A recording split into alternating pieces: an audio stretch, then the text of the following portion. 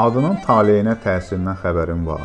Ad daşımaq. İfadəyə fikir verin. Adı daşımaq. Hər adam öz adını daşıya bilmir. Ona layiq ola bilmir. Ona görə də qədimdə insan dünyaya gələndən sonra onun adını qoyardılar. Yəni özünə uyğun ad qoyardılar. Bu sonralar get-gedə ləqəblə əvəz olundu. Ona görə də övladlarınıza ad qoyanda yüz ölçün, bir biçin. Çünki elə adlar var ki, insanlar onu daşıya bilmir. Elə adlar da var ki, o adlar insanın ruhuna, varlığına, təbiətinə tərs olur və onu ruhunun maraqlarına da uyğun olmur və insanı sanki aşağıya çəkmiş kimi olur. Əsasən də bu bizim qız övladlarına qoyulmuş adlar. Bəsti, kifayət və s.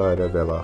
Sözün, kəlmənin, informasiyanın insana təsirini öyrənmək istəyirsənsə, bu haqda geniş məlumatlar yer alan webinarlarımızı və təlimlərimizi əldə edin.